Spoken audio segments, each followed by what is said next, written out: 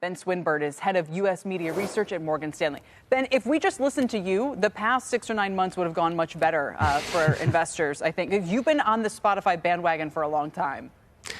Well, thank you, Kelly. I wasn't going to bring up the last time you and I were on the air together, but I think it was on Spotify probably about 9 months ago. And what we've seen from the company is a continuation of product innovation and business model evolution. And that's really driven substantial positive earnings revisions, which we think can continue over time. The shares have doubled over the past year. It's really incredible. And, you know, I can't help but I think the skepticism some of us feel about this name is knowing, and I understand the agglomeration effect, and maybe they have become the platform and they've found a way to drive the advertising that benefits them in a tech flywheel kind of way. But I still think, I mean, I don't even use Spotify. I have other podcast platforms. So it just feels like somewhat of a commodity, but it's clearly not. And I know that people pay for the playlist and they would never, ever part with that. And I do understand that as well.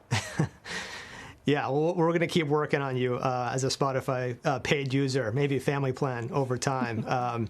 But yeah, look, I think it's a very differentiated product. And one of the things that maybe gets underappreciated is the advantage they have in engagement. I mean, by our survey work that we've published, Spotify users in the U.S. listen to the service 50% more than the next best competitor. That level of stickiness and the fact that people only have one music service. And I know that maybe it sounds like it's a commodity because everyone has the same music catalog, but it's not like TV where you're hopping from one streaming app to the other depending on what show is out. So the churn is sort of structurally lower, particularly with the playlisting that you mentioned. We think 2/3 of listening is on playlists, half of which are playlists curated by the user. And I can speak a bit from my kids. They spend a lot of time on their playlists, and if they had to give all that up, believe me, I'd be hearing about it. It's my siblings as well, so I take your point. You know, the other reason that I felt some caution is these mega checks they're writing to people to lock them up, the Joe Rogans of the world, who I believe then went non-exclusive. So it seemed at first like there was a problem here where the cost of content was going to be so high, in the model where they'd have to keep spending on the next big star and the next big star.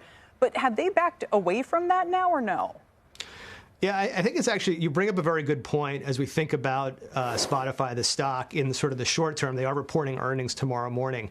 And one way to think about the stock is whether Spotify is currently in a period of investment or a period of monetization. And they're always in a bit of both, at the same time. But this is definitely, the first half of 25 is for sure an investment period. And so gross margins are something that expectations could be optimistic for as we think about the first half of the year. So any pullback on the stock tomorrow we'd be buyers of. But to answer your question specifically, some of the really heated bidding for exclusive podcast content has cooled off for sure over the last couple of years.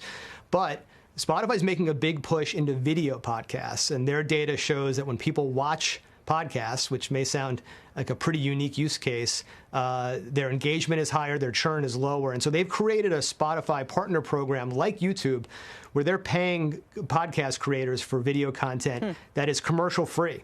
And that's going to have some pressure on the P&L, at least in the first half of 25. I think it's genius. It's funny because my husband and I talk about this. We go, who is it that's watching podcasts? Like, I can listen in the car. He has no time. But I see the way it's going. It's going the way of what we do, right? Being on air and making it a really high quality, high production thing. If you're not doing that now as a podcaster, you're out of the game. So it all seems very wise. I guess I'll just leave it with kind of going across the rest of your coverage space. Is recession risk something that would still affect that? Maybe people pull back on the margin for those paid playlists and that sort of thing.